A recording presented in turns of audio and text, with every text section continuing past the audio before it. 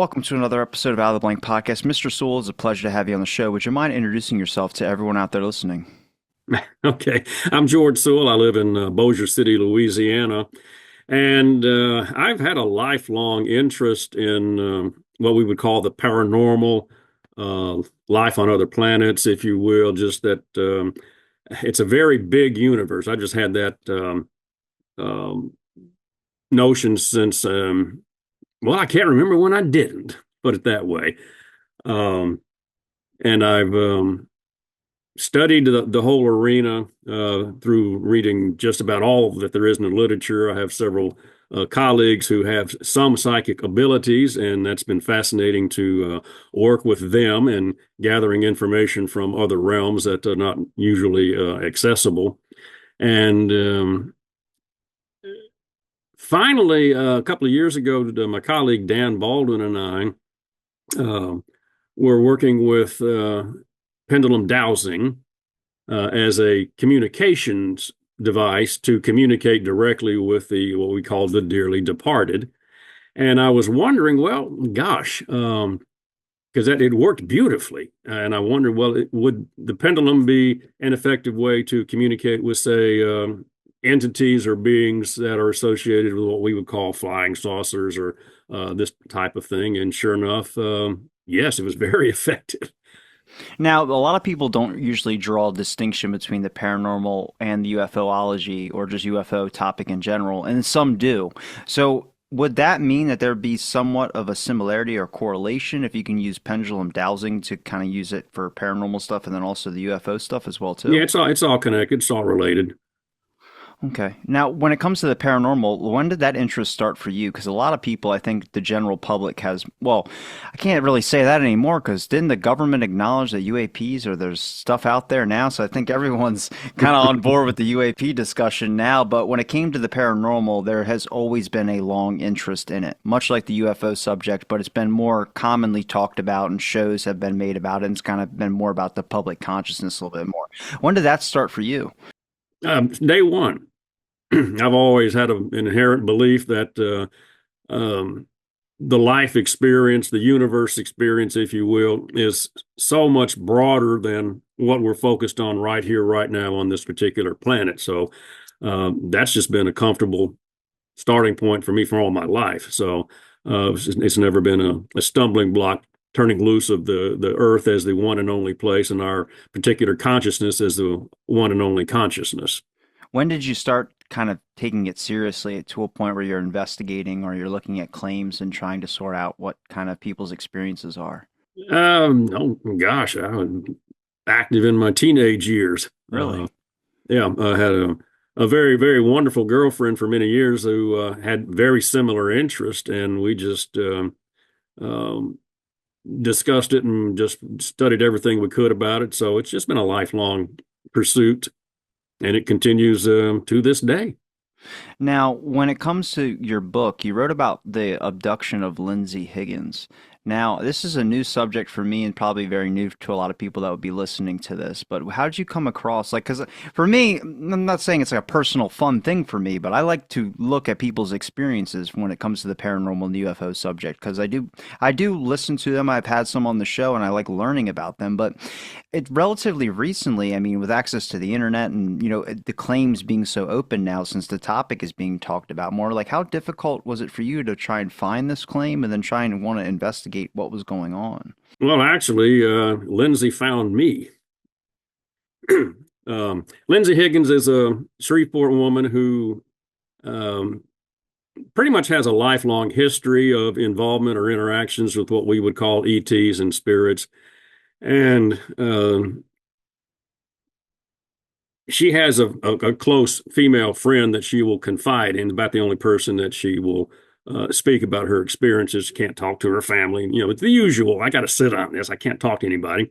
And her friend was acquainted with me and my interest in the field. And also for a couple of years, I was the assistant state director for the Mutual UFO Network here in Louisiana and had a chance to interview a number of folks who had had encounters. And I learned that they really weren't so much looking for a solution as to what on earth was this or what happened. They just wanted a confidential ear to tell their story. And that brought them a great deal of relief. So, in that context, the friend suggested to Lindsey, you need to call George. He'll listen to you. And so one night the phone rang and, hello, is this George Sewell? Yes. Well, this is Lindsey Higgins, and I was told I could talk to you. And I said, okay, well, what might we talk about? And for the next 2 hours, I got the Lindsey Higgins story, and it was quite fascinating. And around that time, Lindsey had put out her story in a message form, and somehow it found its way to some Hollywood producers.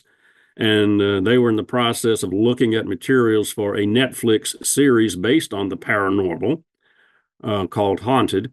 And they contacted Lindsey and agreed to do her story. And since I was in communication with Lindsey, they contacted me to assist with the production. So Lindsey and I went off to Los Angeles and they shot her episode, and it was broadcast on the first season of Haunted. And that got just all sorts of information out there. And Lindsey, of course, started receiving a lot of contact from individuals who, oh gosh, this happened to me too, or something similar. So it was a really net positive experience. Now, before we get into a little bit of what she it kind of expressed to you, you mentioned that someone had recommended that they speak to you. Now, have you already had a track record with looking at people's claims and hearing people out? Because it's not so open as much as you would like to. No, no, not officially. Just a friend who was aware of my longtime interest in the subject. She also had similar interest, and so we would chat from time to time. So that's how she knew that I was interested in with my counseling background. Okay, I'm a confidential ear, and that's what she presented to Lindsey. How did you go about sorting some of her experiences and trying to find the kind of like the facts of the matter, I would Well, say? it's not so much digging for the facts. What she was describing was stuff I had heard before from other people, other times, other places. So it wasn't that it was something startling new or different. She was just reaffirming experiences that I had heard from many other people, and also that are recorded in the literature in the field. Physical illnesses or certain symptoms? Absolutely. Yeah, Lindsay's as a young child going into her early, not quite into her early teens, she was in and out of the hospital with having symptoms, but no ailment, if you will. She was having acute abdominal pains and whatnot, and she would have very thorough workups in the hospital, and there was absolutely nothing physically wrong with her. But she had these terrible discomforts, and part of that discomfort is uh, what brought her friend to suggest, well, let's go talk to George, see what. And in the course of speaking with Lindsay, having physical sessions with Lindsay, Dan Baldwin, my colleague from Arizona, was in town here in Bossier City, so he sat in on some sessions with Lindsay, and basically, Lindsay was able to ask that, okay, no more discomfort.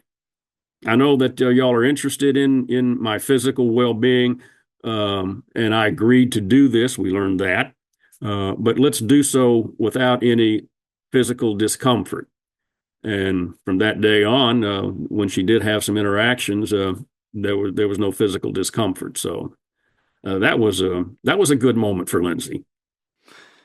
I'm curious, what does the physical discomfort when it comes to people who experience things, what is that a sign of? It's kind of foreign to me. I'm relatively not new to the UAP subject. I've talked a lot about certain experiences when it comes to paranormal and the UAP subject, but when it comes to illnesses, people I've talked to that experience things never really talked about feeling ill or anything like that. They always talked more about an emotional thing, like if they were feeling fear or if they were feeling Just peace or something similar to those standards? physical, and it was definitely abdominal. Um, again, nothing nothing was being tampered with as far as the physicians could concern, but she was definitely um, having actual pain and discomfort from whatever was going on. We were kind of wondering if, without actually removing any organs or whatnot, that somehow that they were being tapped into or looked at or examined for whatever reasons. There's a lot of unknowns about all this, and what I did conclude, at least in Lindsay's case, that this is not random. Okay, the I don't like the word abductions, but these visitations were not out of the blue, so to speak. They were part of a long-term, ongoing process that apparently has been going on with Lindsay for multiple lifetimes.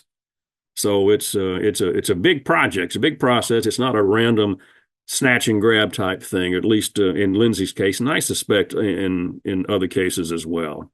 How old is Lindsay now? Lindsay, oh, she would probably fuss at me for.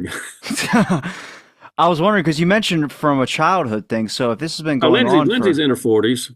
so has this been going on for a while? Do you think it's a certain characteristic or something, the reason why she's being contacted so much? Well, again, with Dan and I using other techniques, it appears that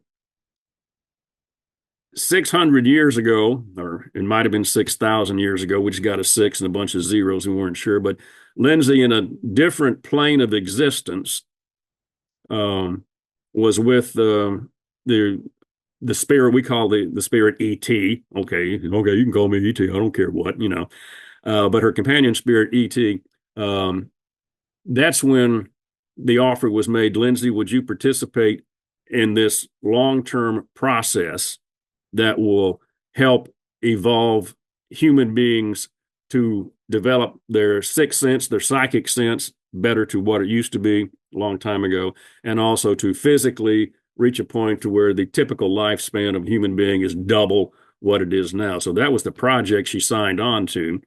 And for whatever reason, it was necessary to have somebody who would incarnate as however the design was. It was a necessary component. Lindsay said, okay, sure, sign me up, I'll do it. And once Lindsay was aware that she had made this agreement, uh, that was a great relief for her and her experiences. Okay, now she understood what was happening and why it was happening, and with the request that there be no more discomfort associated with it, um, she was greatly, greatly relieved. Besides the discomfort, did she ever explain any other like feelings of fear or anything like that that were wondering if these were harmful tendencies or anything like that? You talked about like doubling the lifespan, and I understand that, like kind of making a bargain here, but I'm curious if at any moment she had regrets or if she had any decisions or anything that she expressed to you that made it feel like it was a bad situation instead of one that was being a life-changing or altering experience. I don't think she ever referenced any of it as, quote, bad. A lot of it was just, what the hell is this? Yeah. For instance, when she was uh, a child, in her bedroom, her bed, she faced a window going out to the side of the house. And one evening, she could see the upper torso of a gray figure in that window. And when she took me and Dan out to the site where that house or the used to be, um, that window would be about 10 feet off the ground. So either this was a very tall entity or it was some entity that was somehow levitating or whatnot. But she definitely recalled that. Did she recall being able to move? We didn't get into that. I was wondering because I've heard some similar experiences of people seeing a shadowy figure or seeing something, but they said they were stuck and they couldn't move, like they were in a form of sleep paralysis. We didn't get into that discussion. You mentioned that you don't use the word abduction. Um, I prefer not to because abduction, basically, in our language is a criminal act. Okay, somebody is forcibly taken from their normal life or routine. And that does not seem to be the case, certainly with Lindsey. These, I call them visitations, or there could be another word, but they were agreed to, granted, a long time ago.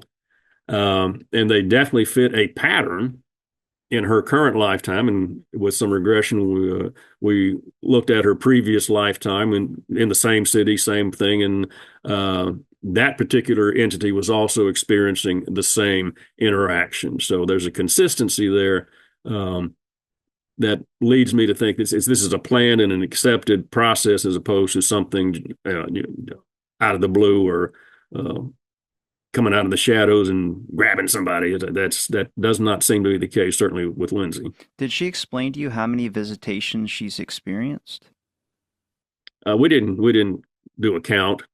Just they were frequent in her early youth, and they kind of softened up when she hit her teenage years. Had a few instances in her 20s, and uh, occasional as an adult, but no specific number. Did you ever wonder or ask her why she might have thought that they experienced so many in her youth? Um, Again, it would go back to that agreement that apparently she and this entity made a long, long time ago. That okay, fine, I'll do this. I'm a part of this. Now, was it the same entity and did it have a name? Well, we called him ET Yeah. just to have a reference to a specific spiritual entity. And ET, yeah, he's pretty close with Lindsay, and in the episodes where we were going back in time, just kind of track her experiences, ET was always there. Now, how were you able to relate similarly to any instance that Lindsay might have faced when it came to other experienced or people that were experiencing visitations? Not because I know that word it's kind of polarizing for some people because I've heard some people explain their stories as like horrible encounters, but then other people experience that they get visited a lot of the times. Usually it's early childhood. That's why I was asking about that, which is I never understood why it's always like early childhood and it kind of just fades off later. Well, remember that an early child still has a much greater psychic awareness than an older child. They're much closer to the other side, if you will. So they are much more prone, I believe, to receive the information or the appearance or the presence of these entities. Um, and as the child matures and that framework kind of narrows, either through cultural influences or just natural development, the ability to perceive these other entities or personalities is reduced. Has this at any point changed the way that you think about the whole subject of UFO phenomenon from maybe what you might have had originally starting out? Because I think, not saying what the public's idea is different, but the one that we're hearing about now seems a lot different, which makes me wonder, are we just dealing with a different whole wide range of species instead of dealing with just one certain instance where there's a saucer like iconic shape like War of the Worlds, so whatever you want to say, but like everyone has that narrative in their head and we hear the government talk about it and then where I hear so many experience stories where I go, these sound so wide ranging, it doesn't seem to me like everyone is wrong and it doesn't seem like everyone has the same idea of the same thing. Yeah, the word that you will hear more often now describing this whole arena is phenomenon. Okay.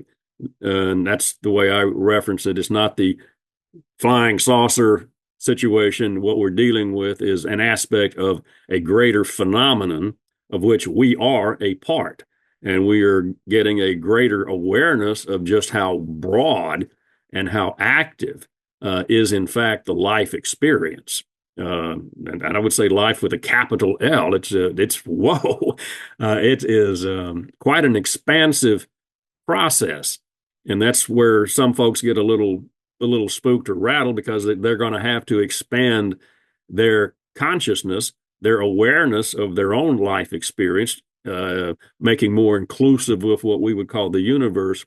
And that can be spooky to somebody who is not used to that manner of thinking. So that's where I think the resistance is. It's not so much the subject or the reality. It's just we're not used to thinking like that. And what about the wide range of claims, though? Like, which ones? I mean, there's some that don't really match others. Like, this claim doesn't match a lot of what I've heard when it came to some experiencer stuff. I'm not saying not debunking or disclaiming any of those. I'm just saying it, to me, it's so wild because we all are experience the world differently, obviously, but these experience things, even the numbers that we do have, we like to try and put them in categories to understand and define them more, but it's very hard to do that with this subject. And that's because it's subjective. Yeah. For situations like Lindsay, the interactions are very personal to her and her life experience. And you may have 100 cases just like that. And okay, so there's a lot of similarities, but they're all individual cases. They are specific events for a particular person. And that's where we get, I'm a little hesitant to cast a broad net over the subject because it's so very personal.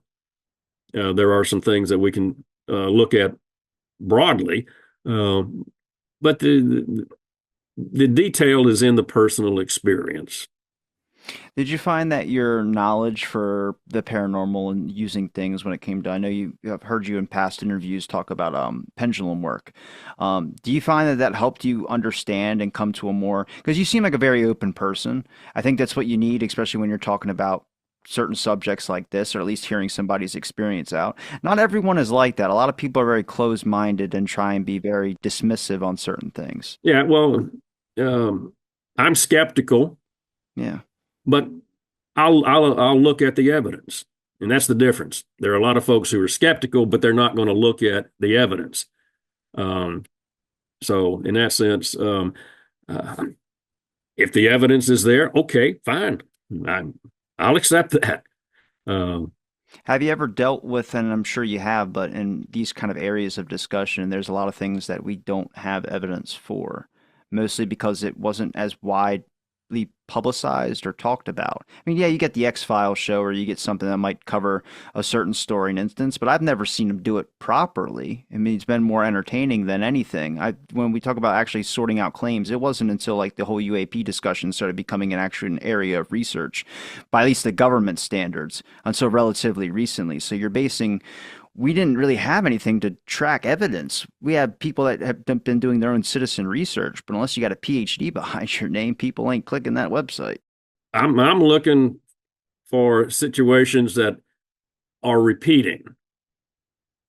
And like I said, I've spoken with many people who, in describing their particular experiences, they were so very similar in so many ways with other people that they have no connection with whatsoever.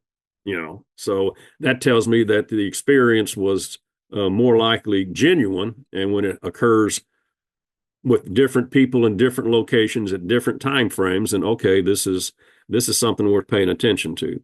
Similar claims to physical characteristics like Lindsay experienced, or certain things when it came to seeing figures. Yes to all of the above. Okay. Anything that is experienced by more than one person, yeah, let's take a look at it. It's something's happening. Let's put it that way. Did you find, like, when the show reached out for you guys to the Haunted series, when they wanted to do an episode on Lindsay, did you have any hesitation to being open to discussing or having Lindsay want to talk about this? I mean, I'm sure she hadn't spoken about it openly, at least as open as that. Uh, the invitation occurred because, okay, now's the time for this information to get out. So there was no hesitation on my part or Lindsay's or anybody else. It was okay. Here's this opportunity. Boom, you absolutely. We'll tell the story. And did you think that they did it properly? They didn't bother to Hollywood it up or anything? I'll have to definitely catch the episode. Yeah, catch the episode. Again, it's a 20-minute piece, so it's really condensed and um, a lot of the recreate they recreated a lot of her story. But the key point, and if you will, the climax of the piece, um, was very accurately presented. Lindsay indicated that's yes, that wow, that's what it would have looked like. And it was a situation where one night she was levitated out of her bed and moved through the wall into an awaiting craft. And that is presented in the episode. And the way it is presented is exactly the way Lindsay described it. When she was being levitated, she was up near the ceiling. She reached out and grabbed the blades of the ceiling fan, and uh, she was pulled across it. So she left finger marks, if you will, in the dust on the blades. And so when the experience was over, she got a ladder, stood up, and took a look at the ceiling fan blades. And when she saw those marks in the dust, okay, this really happened. This was not a dream. This was a physical event. Now, I know we're going back to this, but you mentioned that's not an abduction. That sounds like an abduction a little bit. Well, in the sense that Lindsay apparently had agreed to these experiences.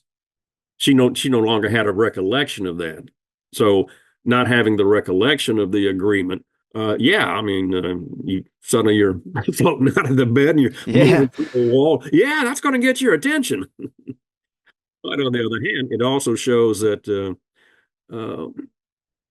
our world, if you will, is much more fluid than we're aware. That it is possible to restructure things on a molecular level, either dissolve them, dissolute them, and then re-establish them. That seems to be what's going on with some of these levitations and moving through what we would call physical objects.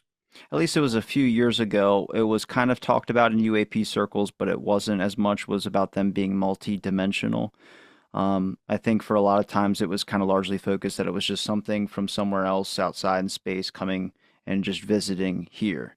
And it seems like now more of the discussion has been more about like I've heard stories about three lights in the sky in the form of a triangle, but it's like a 2D. It's 2D. It's not, like 3D or whatever physical, like however we are.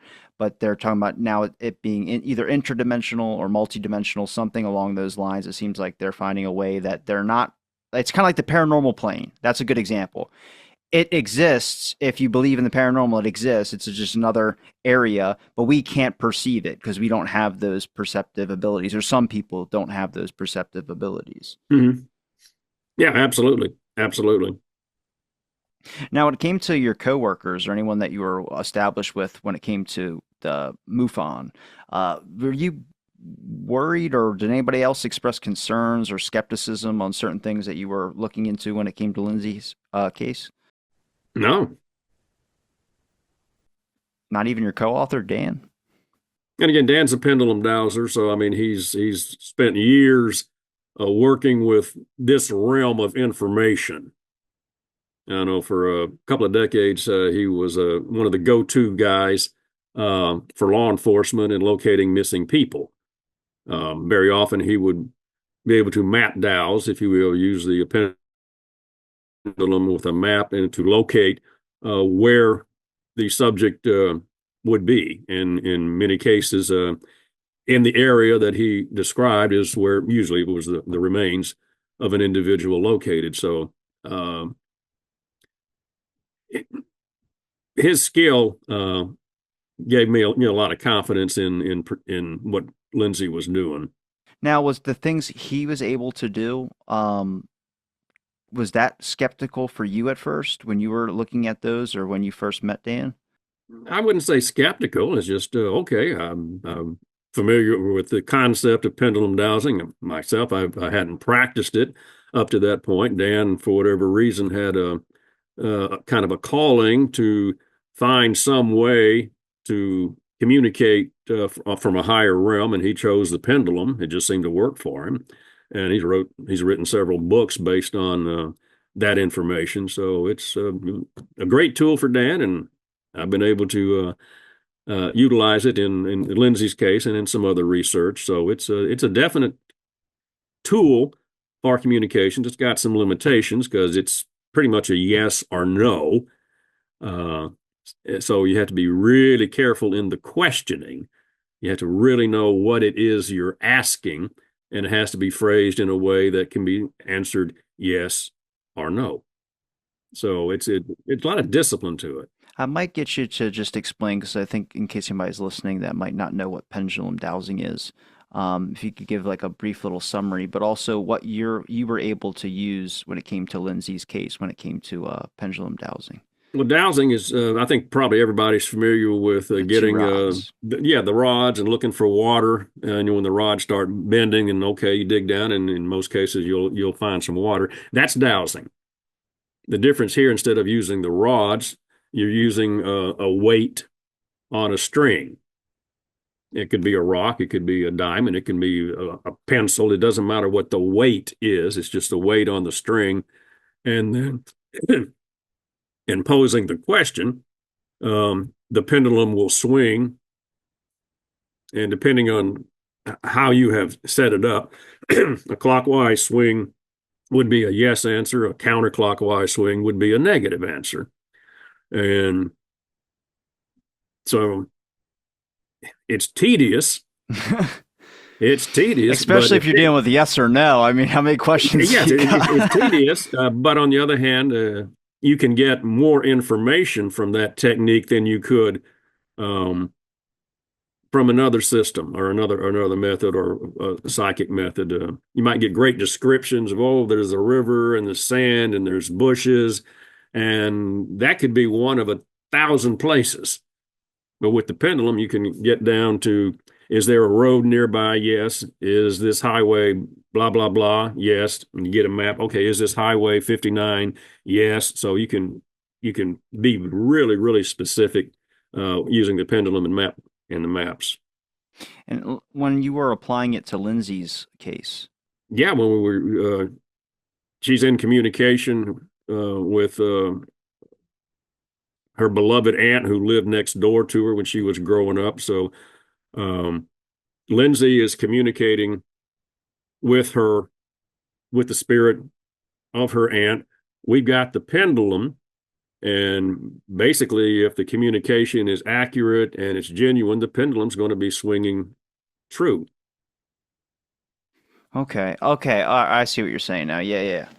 Yeah, and there was one episode, and this had nothing to do with Lindsay's case, but in another session for another reason, um, the pendulum was there, and we had the medium reporting what's being presented, and the fellow holding the pendulum noticed that it was a negative swing. So we said, "Whoa, time out, time out. That's unusual."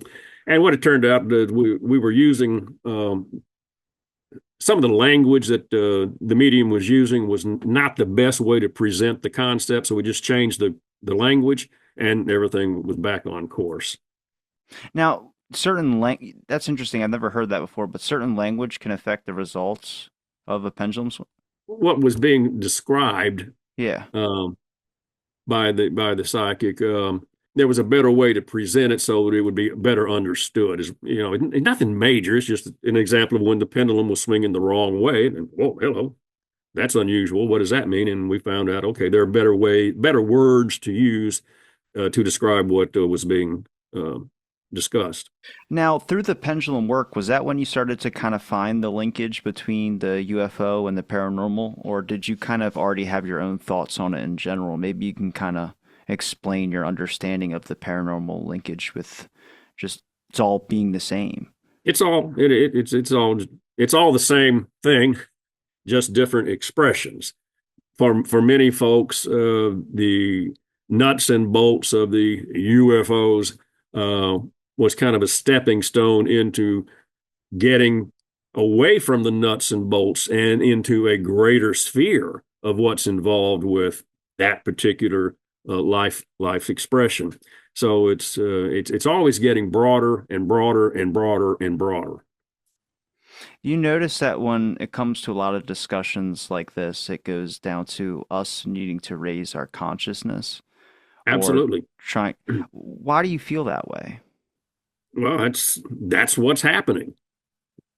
I mean, just in the last 20, 30 years, You wouldn't be having this discussion 30 years ago.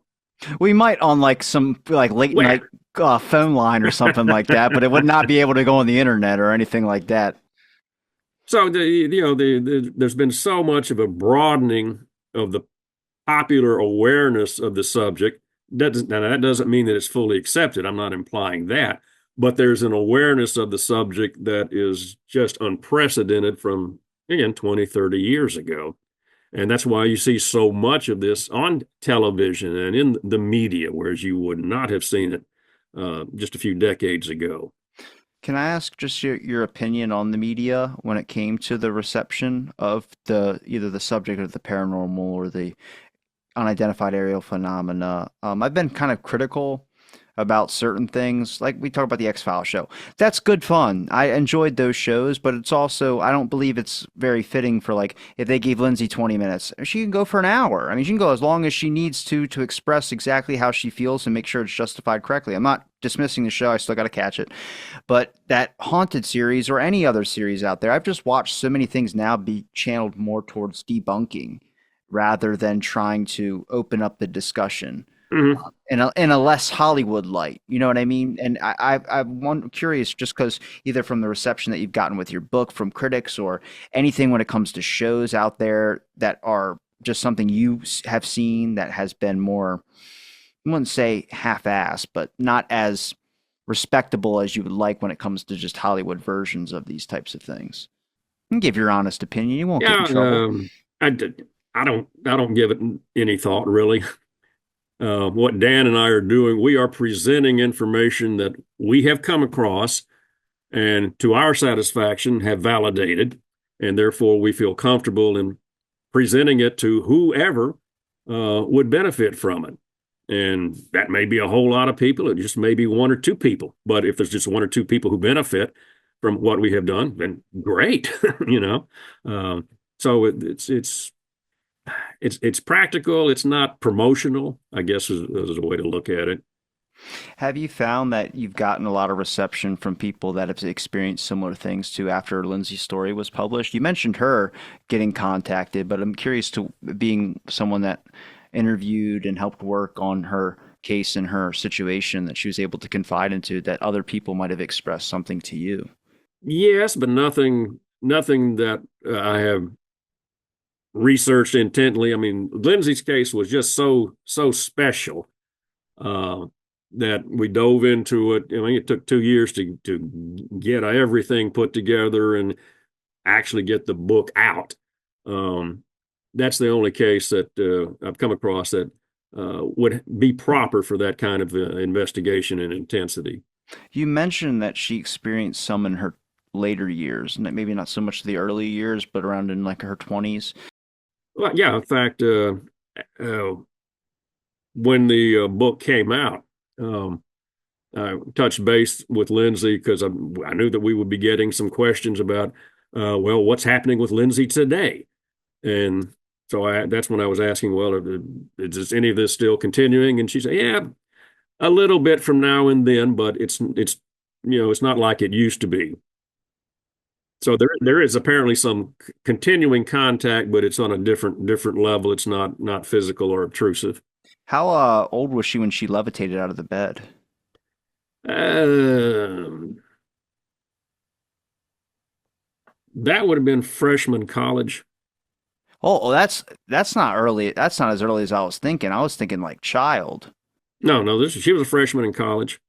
Damn, you're already going through it as a freshman too. That's got to be just Hmm. two, that's double stacked on top of you Yeah, right in there. That's fact, not good. her father owned the house where she was living at the time, so I've been there. Where it happened, and damn, okay, that's the window. All right, yeah. Now, did she ever explain levitation, or is that the first time that ever happened to her? Did she ever That's explain it the to only me? that's the only instance where she described herself being physically uh, levitated. I guess that would be the word. Now, did she have an experience where she somehow got out of her house when she was following somebody or something, and her parents found her outside of her house and when she was an early child? This would have been when she was 2 or 3, and her father's a restaurateur, a very popular restaurateur in Shreveport. And at that time, uh, he had turned a one-time railroad station into an upscale restaurant, and the family lived on the second floor above the restaurant. And this was a time when Lindsay was two, maybe three, and she was upstairs in her playroom, if you will. And being a railroad station, if you've ever been into one, they have huge windows. I mean, from the floor up, big, heavy monster windows. And they were, of course, down. And then some folks were coming to the restaurant one day, and they noticed this little kid crawling around on the balcony.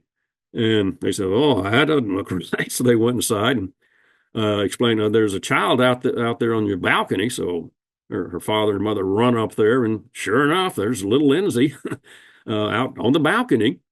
And so they get her, retrieve her, bring her back in the room, and realize that the window's open, and knowing that Lindsay, there's no way she could have lifted that window, and there's nobody else on that floor who could have done it.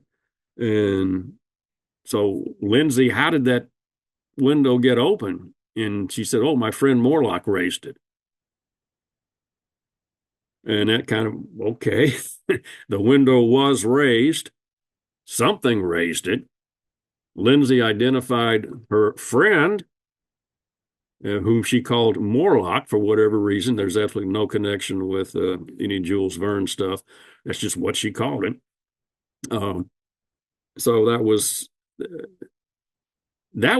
something that was undeniable, if you will, for her father.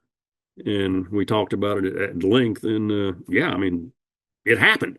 Now, how it happened, we can discuss that forever, but the window was opened. Lindsay did get out. Did you ever interview her parents or any family members or friends that might have been with her when she experienced anything to be able to Oh yeah, find? we had several sessions with her father and now stepmother um, regarding some events through the years. So her father was always aware there's something going on here, but he hadn't a clue.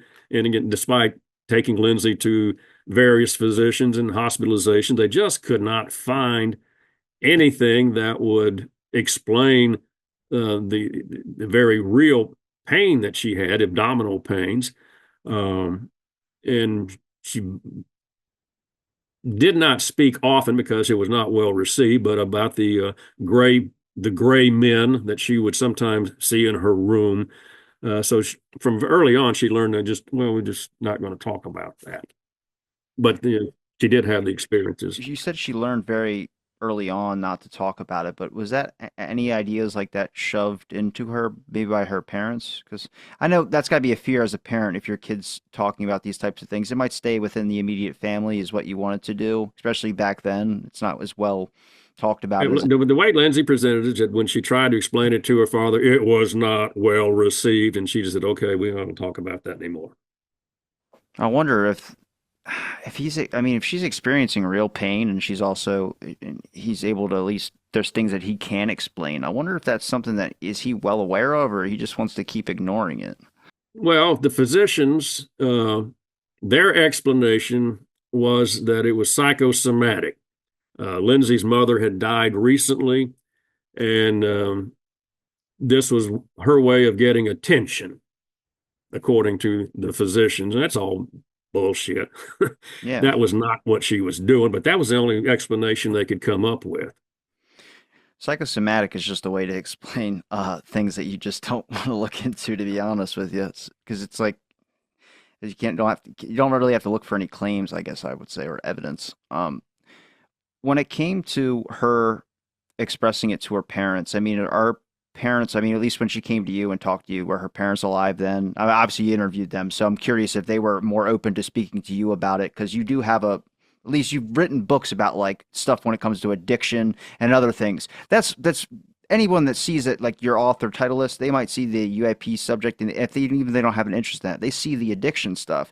They go, okay, well, this is an actual person that, is an academic or whoever that might, be able to help out in this situation. But then they start listening that she might actually be right on what she's experiencing. I mean, did that change their mind at all? Did you find them?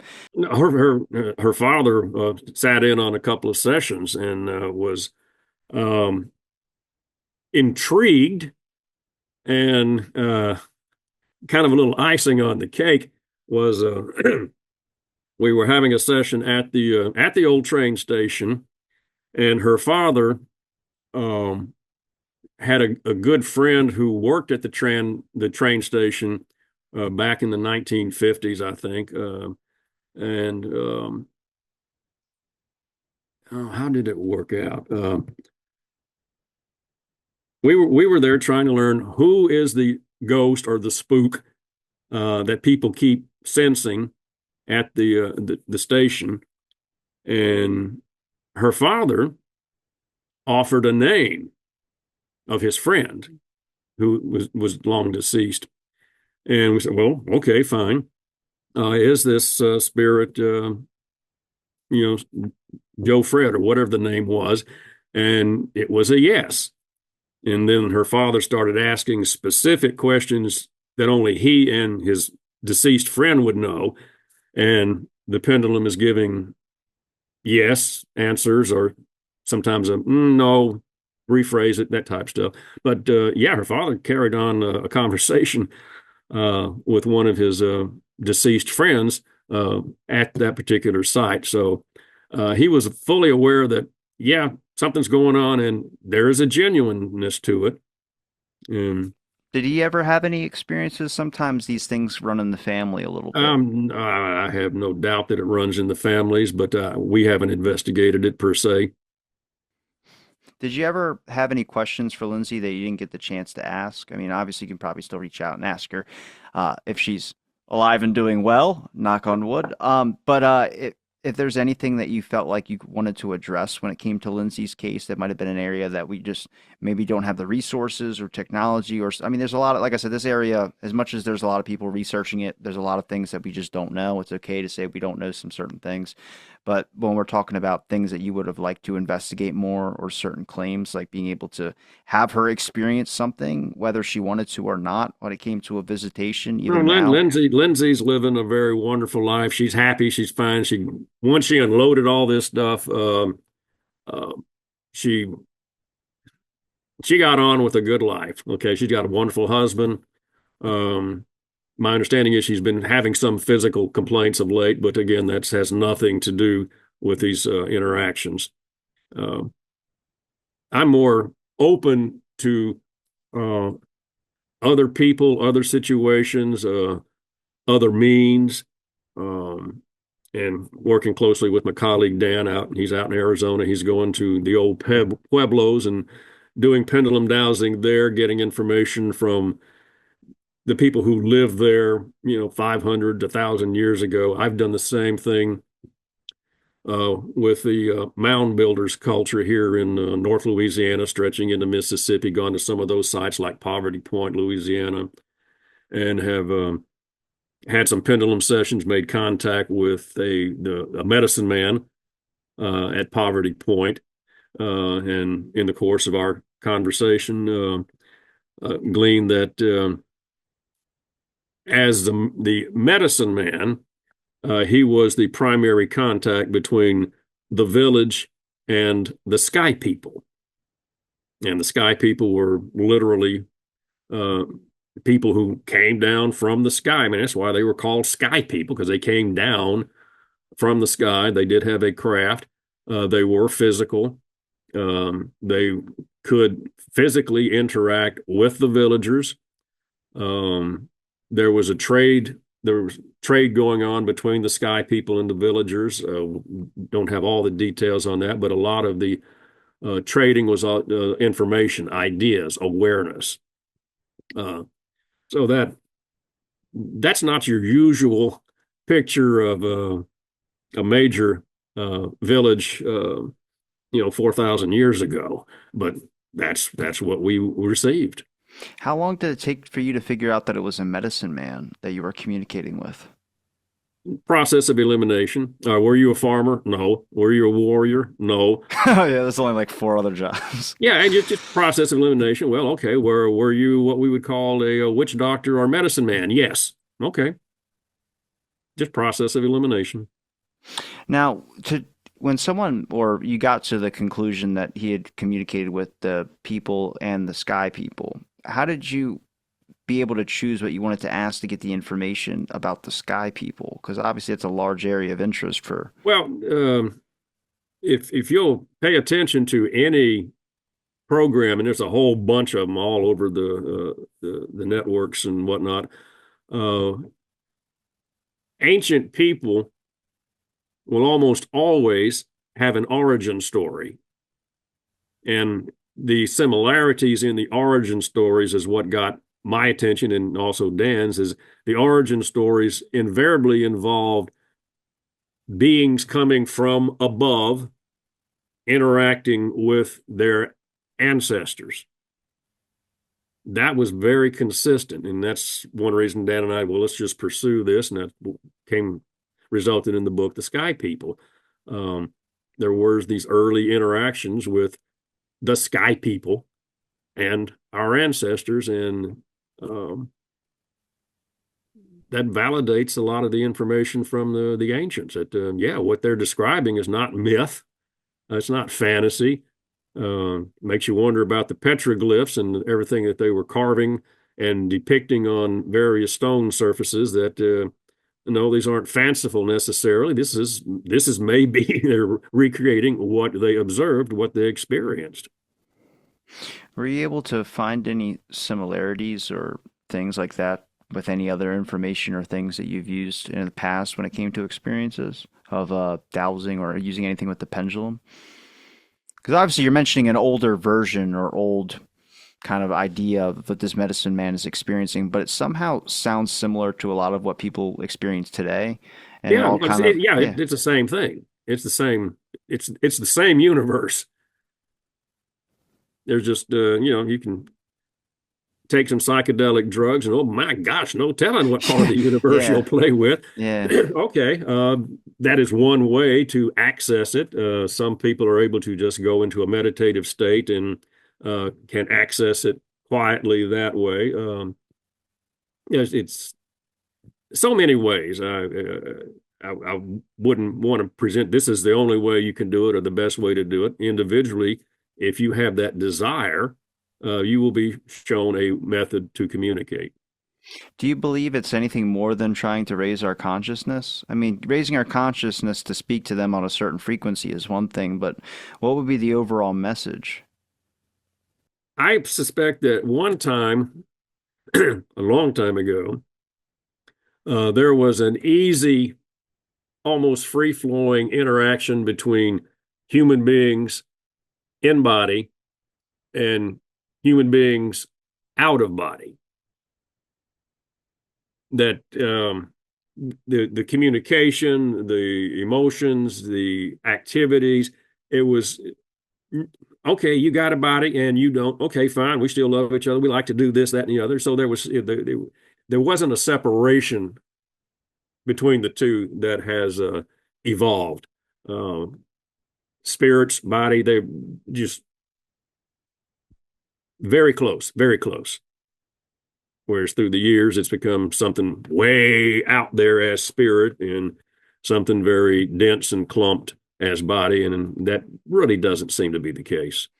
I just got one last thing for you, but do you believe that these things come across a person for a purpose, or do you believe it's just their reception or openness? Some people give off energies. I do believe that 100%.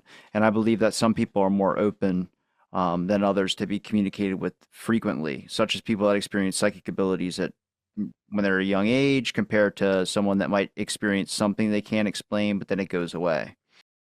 If a person is open to a greater awareness of the life experience, then yeah, they'll pick it up. They'll start seeing things, hearing things, noticing things, putting two and two together, and whatnot.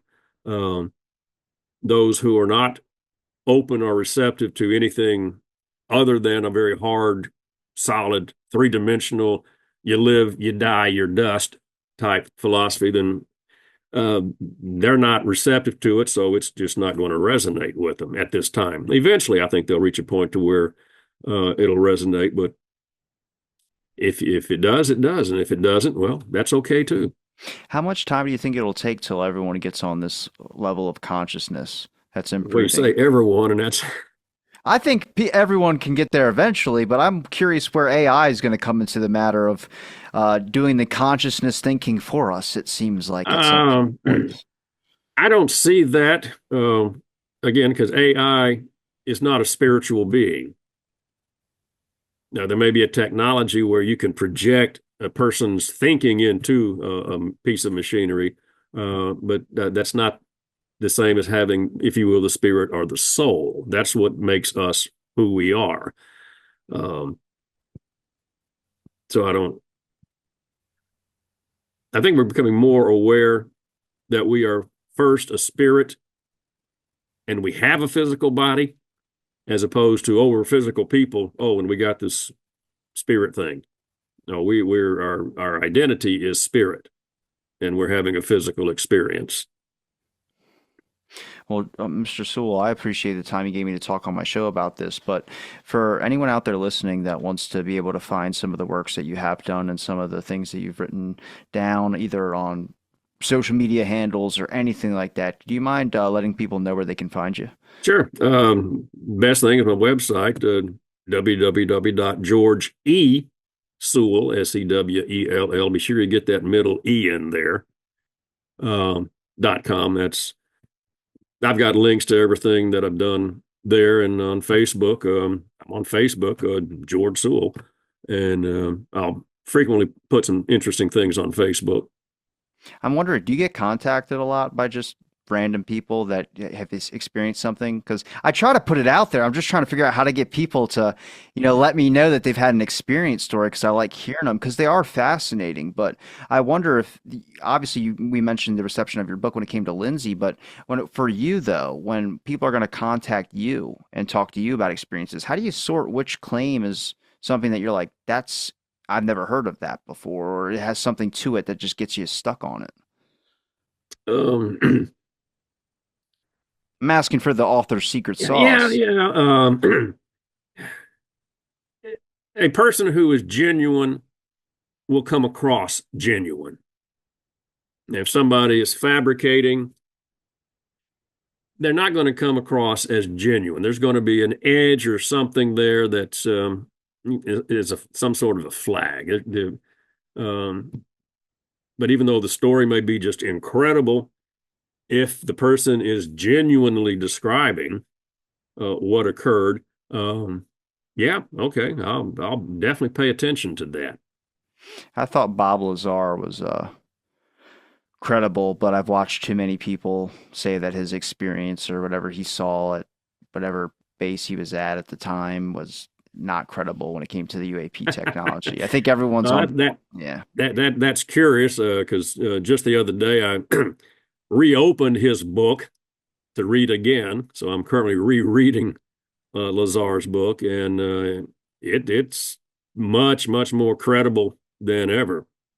I mean, yeah, based on other claims I've heard that have people that have a huge following, they're like, yeah, if you can buy this or you can get past this paywall or something like this, you'll see the evidence. And I'm like, I don't know, man. That to me, that makes me more skeptical. I'm more about like trying to look at what someone actually experienced and talked about. You know what I mean? Yeah, and in my case, and also for Dan, the information we come across, we put out. Okay, it's there for your use, whatever. If it benefits you, great. If you're not interested, that's cool too. But we're just disseminating what we're discovering. We're not. You're also giving people a voice too. That's pretty important. Oh, absolutely, and also giving them an ear. Yeah, yeah. You find that when you talk to some of these people, they're not as crazy as someone might make them out to be, which is like, Quite the contrary. yeah. Quite the contrary. That's something that's throughout the literature as well as in our personal experiences. No, these are very mentally healthy people, They are not fantasy prone, anything like that. For whatever reason, they're having some experiences that are extraordinary. It's probably specific to them as opposed to something that's a broader event. But that's just part of the life. Life is a lot more fun when you're able to see more of it. Put it that way. Well, Mr. Sewell, I appreciate the time. I'm going to make sure I link all your links in the description for people to be able to click and check out your work. I appreciate it. It's been a pleasure chatting with you. Thank you everybody for listening to this episode of Out of the Blank. Stay tuned for our next episode.